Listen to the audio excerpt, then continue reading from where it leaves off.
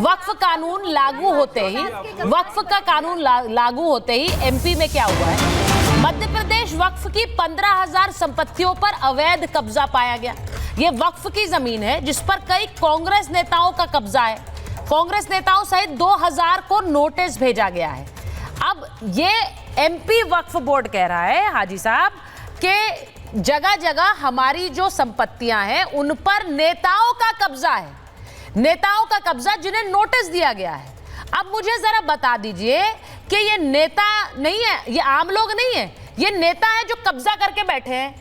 इनको दिक्कत सबसे ज्यादा हो रही है वक्फ कानून से, और इसीलिए वो खुद नहीं उतर रहे। जो बात फैज साहब ने कही, सड़कों पर तो वो आम लोगों को उतार रहे। तो आम मुसलमान सड़क पर उतरकर लाठी डंडे खाए क्योंकि वो प्रदर्शन में उतर गया, वो हिंसा करे जिससे कि उस पर केस दर्ज हो जाए।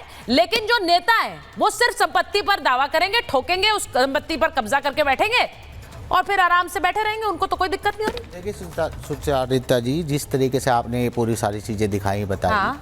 तो मैं ये कहना चाहूँगा कि अगर सरकार की अगर ये नियत होती कि संपत्तियों को बचाने के लिए बिल लेकर आती वक्फ का, तो जो इसमें पहले जो प्रावधान था वो 2013 वाला जो प्रावधान था उसमें 2 साल की सज़ा और नॉन बेलेबल ऑफेंस था। हाँ। मगर अब जो सरकार ने जो अमेंडमेंट लाई है उसमें ना तो बेलेबल ऑफेंस कर दिया और 6 महीने की सज़ा कर दी। तो सरकार की नीयत से पता लगता है कि सरकार जो है इस बिल के द्वारा उन लोगों को और ज़मीन पर कब्जा करने के लिए उनको जो है अग्रसर करेगी कि हाँ और कर लीजिए और बेच लीजिए। तो जिस तरीके का ये माहौल बनाया जा रहा है और अग्रसर करेगी बिल्कुल जमीन पर कब्जा करने के लिए, ये कब्जा बचाने के लिए बिल नहीं लाई, ना मुसलमानों के हित के लिए ये बिल है, मुसलमानों की संपत्तियों को छीनने के लिए। अच्छा ठीक है, मैं इसका काउंटर लेती हूँ। फैज साहब वो कह रहे हैं कि इस कानून में और ज्यादा संपत्तियों पर कब्जा होगा।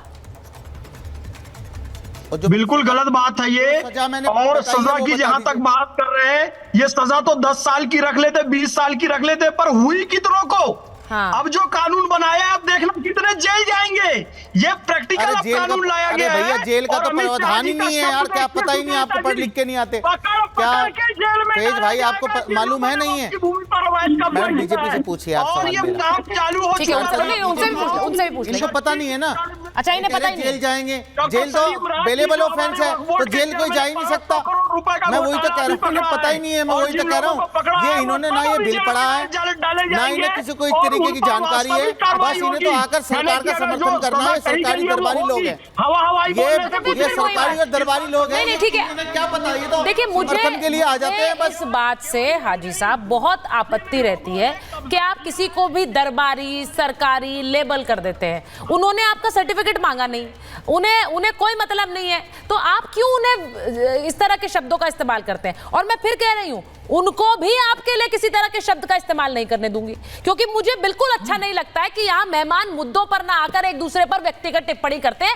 This is very bad, this is very bad. Charu ji बताइए, चारू जी से पूछ रही हूँ, चारू जी से पूछ रही हूँ। यहाँ देश में आग लगी हुई है, देश में यहाँ प्रदर्शन हो रहे हैं, यहाँ पर एक दूसरे पर व्यक्तिगत टिप्पणी।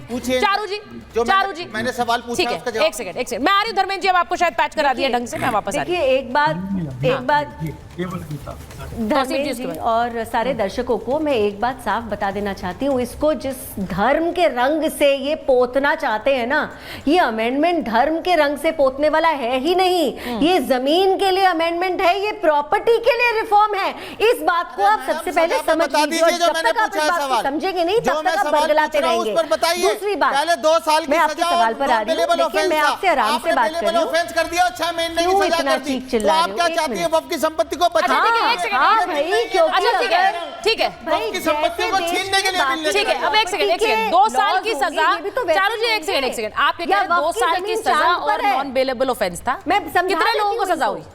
कितने लोगों को सजा हुई थी उस कानून में? आप कह रहे हैं 2 साल की सजा और नॉन बेलेबल ऑफेंस था। कितने लोगों को वक्फ बोर्ड ने जेल में डाला, बताइए जरा। मैं आपको माइनॉरिटी ऑफेंस में नहीं बताइए ना, कितने लोग जेल गए वक्फ कानून के तहत? यही तो बात आप एकदम ऐसे करती है, बता दो। क्या मैं गूगल हूँ? क्या मैं बता दूंगा? कैसी बातें कर रही है? गूगल हूँ? मैं बता दूं? मैं बता रहा हूँ आपको माइनॉरिटी अफेयर्स मिनिस्ट्री की, मैं आपको पूरी जांच का बता रहा हूँ, उन्होंने जो सर्वे कराया उसका बता रहा हूँ। 828 लोगों का वो था, 8 लोग पहुंच गए। जब वो जाएंगे तभी तो एक सेकंड आप मुझे जरा बताइए, हमारी क्या गलती है भाई? वो नहीं आपने ये बोला, हाजी साहब सुन तो लीजिए। मैंने ये सवाल इसलिए पूछा है, मैंने ये सवाल किस लिए पूछा सुनिए। मैंने ये सवाल इसलिए पूछा है क्योंकि आप जो ये कह रहे हैं कि वक्फ में पहले bailable offence, non bailable offence था, 2 साल की सजा थी। सर वहां पर कब्जे हो रहा था, कुछ हो ही नहीं रहा था। और जिस वजह से, इसीलिए मैंने आपसे पूछा जरा फहरिस्त दीजिए, फहरिस्त दीजिए। नहीं होगा तो इनके नहीं होगा। विचारिता जी मैं जवाब दे दूं प्लीज। कब्जे किन किन लोगों के कब्जे? एक मिनट किन किन लोगों के कब्जे? किन लोगों के कब्जे? आप तो कोई सरकार एक सेकंड धर्मेंद्र जी, तौसीफ खान जी को लीजिए। तौसीफ खान, धर्मेंद्र जी जरा पहले बताइए कितने लोगों के, किन किन लोगों ने वक्फ बोर्ड की जमीन पर कब्जे कर रखे हैं, जरा मुझे बताइए किसने किए? अतीक अहमद के बारे में पूरी फहरिस्त आ गई, कौन कौन सी जमीन पर कब्जे हैं। धर्मेंद्र जी, अतीक अहमद, धर्मेंद्र जी, अतीक अहमद, पिछले धर्मेंद्र जी का ऑडियो दीजिए जरा। सरकार है, सुनिए। बिना भारतीय जनता पार्टी के कोई वक्फ बोर्ड की जमीन पर कब्जा नहीं कर सकता। हाँ, बिना वक्फ बोर्ड की जमीन पर कब्जा भारतीय जनता पार्टी की सहमति से नहीं कर सकता। उत्तर प्रदेश के अंदर 11 साल से सरकार है, धर्मेंद्र जी, उत्तर प्रदेश के अंदर 12 साल से सरकार है, तो उत्तर प्रदेश में भी वक्फ की जमीनों पर बिना सरकार के सहमति से कोई कब्जा नहीं कर सकता है। तो देखो, भारतीय जनता पार्टी जो चारू बहन जी कह रही थी, इसमें आपत्ति क्या है? दर्शक जाने उस आपत्ति को मैं बताना चाहता हूँ। इस देश के संविधान में मौलिक अधिकार दिए हुए हैं। अगर आप किसी मुस्लिम समुदाय के धर्म संस्थान में किसी नॉन मुस्लिम को डालेंगे, और क्या इसका मतलब इसके बदले आप किसी हिंदू मंदिर के संस्थान में किसी इस्लाम वाले को डालेंगे? क्या जैन वाले में किसी हिंदू को डालेंगे? क्या ईसाई वाले में किसी मुस्लिम को डालेंगे? अगर आप नहीं डालते हैं तो इसका मतलब आप फंडामेंटल राइट का उल्लंघन करते हैं, मौलिक अधिकारों का उल्लंघन। एक करते हैं। एक मिनट फैसला में आ रही हूँ। वक्फ कमेटी में नॉन मुस्लिम को डालने का क्या मतलब है, मुझे बताइए। सर ये देखिए ना, एक मिनट, मुस्लिम होगा जो प्रॉपर्टी या जो जमीन। मैं धर्मेंद्र जी एक सवाल आपसे पूछ रही हूँ, एक सवाल आपसे पूछ रही हूँ। आप सड़क पर उतरकर देखिए, आप धर्मेंद्र जी पढ़े लिखे व्यक्ति हैं, प्रोफेसर हैं, और मैं बड़ा आदर करती हूँ आपका। मुझे ये बताइए कि सड़क पर उतरकर हमास के नेताओं की तस्वीरें लेकर, फिलिस्तीनी झंडे लेकर, अपनी देश की संसद से पास कानून का विरोध इस तरह से करना कि सड़कें जाम हो जाए, राज्य ठप हो जाए, क्या ये सही तरीका है?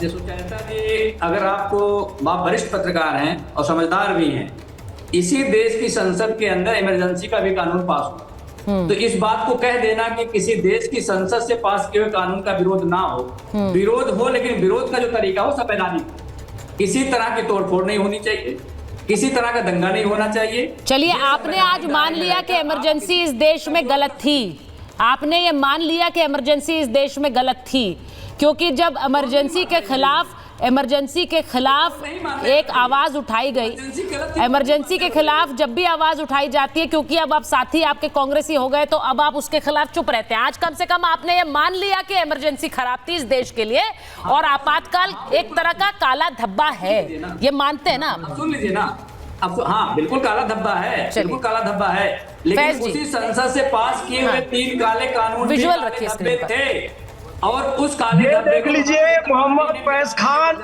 इच्छेश्वर हनुमान मंदिर, बुरहानपुर, मध्य प्रदेश का आजीवन सदस्य, और ये ट्रस्ट है, हजारों वर्ष पुराना मंदिर है, 1858 के इसके पेपर हैं, और मोहम्मद फैज खान इसका सदस्य है। लड़ाई लड़ने के लिए 11-12 महीने, 1 साल से ज्यादा वक्त तक सड़कों पर रहा, चाहे प्रचंड गर्मी हो, चाहे कड़ाके की ठंड हो, चाहे बरसात हो, उनमें रह करके किसानों ने अपने अधिकार किसी तरह से बचाए, अपनी जमीनें बचाए। अब भारतीय जनता पार्टी ने वक्फ की जमीनों को पूंजीपतियों को देने के लिए इसमें अमेंडमेंट लाने का काम किया है। अगर ऐसा नहीं होता तो उसमें जो विवादित जमीनें हैं वक्फ की, क्यों अंबानी जी का घर 2006 से 2010 में बना, मनमोहन सिंह जी की सरकार थी, ठीक है? मैं एक बार मैं जरा कोलकाता